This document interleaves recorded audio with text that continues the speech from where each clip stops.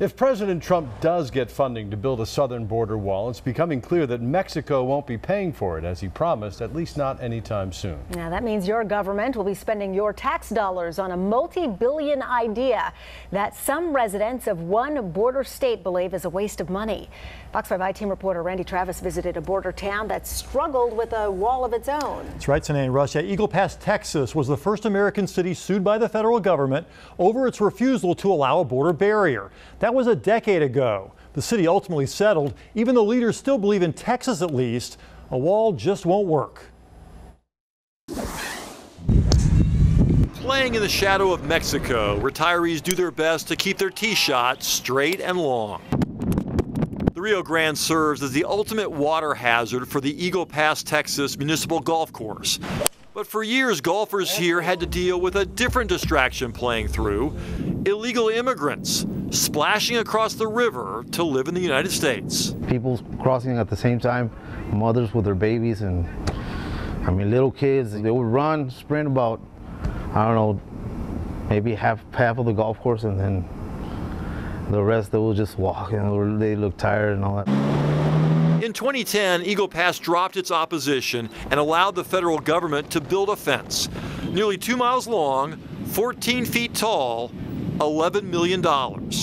The mayor here still can't stand to look at it. It is a bother. It is ultimately, when we look at that, we see it and we just think to ourselves, this is such a waste of money. So why does the mayor think a wall is a waste, not just here, but throughout Texas? We took a drive across the International Bridge to Piedras Negras, the sister city of Eagle Pass. We spotted heavily armed soldiers patrolling from the back of a pickup truck. The Border Patrol tells us drug cartels control all smuggling routes across the Rio Grande. That's for moving drugs and people. So why not a wall to prevent people here from illegally getting to our country? It's important to remember that 2/3 of the people in our country illegally originally got there not by foot, but this way, by car or by plane, through a visa that ultimately expired. No wall is going to stop that. Then there's the river itself. In Texas, the entire Mexican border is the Rio Grande, which can sometimes flood. That means a wall must be built inland, leaving chunks of U.S. territory and the entire river on the Mexico side of the barrier, and sometimes even a 9-hole golf course. We're on the wrong side of the fence right now. Right, exactly.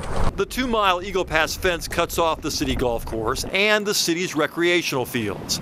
Gates the city maintains stay open unless there's a national emergency. Border Patrol agents watch those gaps. You'd be giving it to Mexico, saying, okay, the river's yours. David Stoller doesn't like the fence much either. He retired from U.S. Customs and plays golf here a lot. He took me for a tour of what he likes to call his new gated country club. Have you seen people on the golf course since the fence was put up? Oh, yes. Trying to cross? Oh, yeah. Have you seen anybody climb the fence? No, they just go around it right there. It ends right there. It does end right there, doesn't it? Yeah. Here, we'll show the camera there. See, it ends right there. But others, like golf course manager Martinez, are glad the fence is here, even if the golf course he runs happens to be on the wrong side.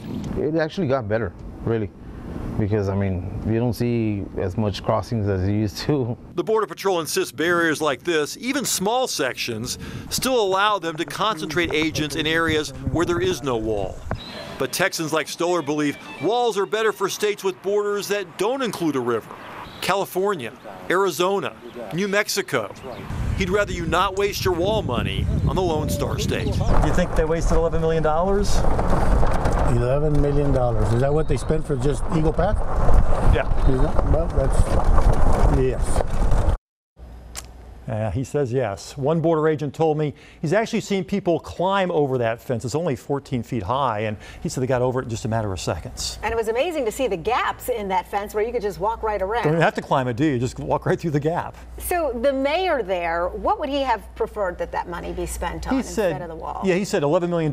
You could have hired more Border Patrol agents and perhaps beefed up security that way. But in our earlier story from last night, we talked about how they're having a hard time finding more border agents, even to keep the 20 20,000 mark level of their staffing, much less add the extra 5,500 that the president wants. So there's no easy solution there, at least not in Texas. In fact, the fellow we talked to, David Stoller, he kept insisting, I like walls. Walls are smart. Walls are good in Arizona, in New Mexico, in California, where there's a clear border and you can build a wall there. Right. He says a wall doesn't make sense when you've got a river that you had to deal with there in Texas. Yeah, it's a complicated issue, but it does seem a shame to cut the city and cut those communities off from the river itself. Yeah, you know, the fellow who runs that golf course, he told me that and he thinks that the wall has worked or the fence has worked. He says the only problems he has now is teenagers swimming or running across the river, getting across the river somehow, grabbing his flag in hole number 9 and then running back across the river and laughing.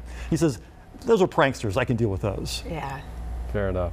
That's really interesting. Yeah. Randy, thanks very much. Thanks, A lot to Randy. think about.